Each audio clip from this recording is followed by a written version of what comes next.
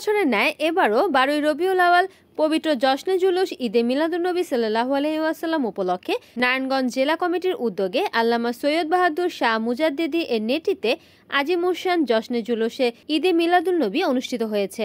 উক্ত মিছিলে আরও উপস্থিত ছিলেন আওলাদের রাসূল সৈয়দ মাহমুদ শাহ মুজাদ্দিদি আল আবেদি, ভাইস চেয়ারম্যান ইসলামী ফ্রন্ট বাংলাদেশ কেন্দ্রীয় পরিষদ, মোহাম্মদ হাবিবুর রহমান হাবিব, সভাপতি পবিত্র জশ্নে জুলুস ঈদে মিলাদুন্নবী সাল্লাল্লাহু আলাইহি ওয়াসাল্লাম উদযাপন কমিটি নারায়ণগঞ্জ জেলা, মোহাম্মদ নুরুল ইসলাম সিনিয়র সহসভাপতি, মোহাম্মদ আরমান খন্দকার সাধারণ সম্পাদক উদযাপন কমিটি, মোহাম্মদ তরিকুল ইসলাম লিঙ্কন ঢাকা বিভাগীয় সাংগঠনিক সম্পাদক ইসলামিক ফ্রন্ট বাংলাদেশ, মোহাম্মদ জাকির খান সাবেক সভাপতি নারায়ণগঞ্জ জেলা ছাত্রদল, মোহাম্মদ রাহাত হাসান রাব্বি প্রমুখ।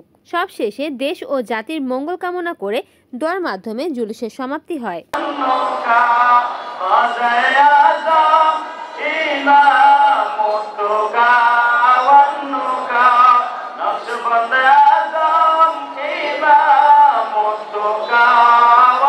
আল্লাহ তাবারক ওয়া তাআলা কোরআনে পাকে ইরশাদ করেন, কুল বিফাদলিল্লাহি ওয়া বিরহমাতিহি ফাবিযালিকা ফালইফরাহু।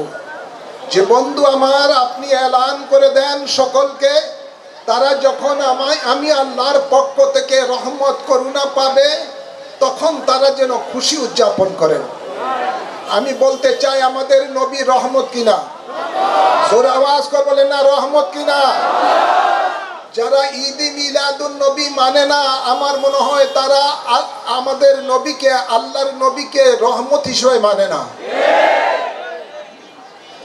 আল্লাহ স্বয়ং নিজে বলছেন, ওয়ামা আরসালনাকা ইল্লা রাহমাতাল লিল আলামিন, যে বন্ধু আমার, আপনাকে আমি প্রেরণ করি নাই, কিন্তু প্রেরণ করেছি সমগ্র আলমের জন্য রহমত স্বরূপ।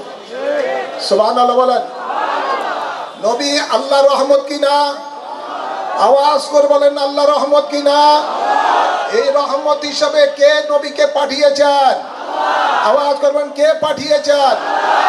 আল্লাহ পাঠিয়েছেন নবীকে রহমত হিসাবে। শুধু এই দুনিয়ায় রহমত নয়, বরং খোদার খোদাইত্বের মধ্যে যত আলম আছে সমগ্র আলমের জন্য, সমগ্র মখলুকের জন্য আল্লাহ তাবারক ওয়া তাআলা তার হাবিবকে রহমত হিসাবে প্রেরণ করেছেন। সুবহানাল্লাহ বলেন না? তো এই রহমত পাওয়ার পরে আমাদেরকে কি করতে হবে? আল্লাহ বলেন, তোমরা খুশি উদযাপন করো। আজকের এই দিনে আমরা নবীর আগমনে খুশি কিনা? জোরে আওয়াজ করবেন না, খুশি কিনা? প্রত্যেক মুমিন মুসলমান খুশি, প্রত্যেক ইমানদার খুশি, প্রত্যেক আল্লাহর জমিনে যত মখলুক আছে সকলেই খুশি।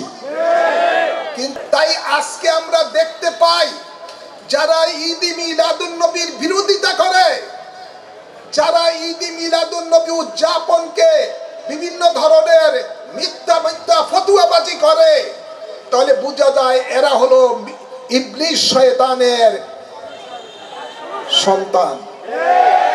ঠিক না বা ঠিক? এরা ইবলিস শয়তানের অনুসারী।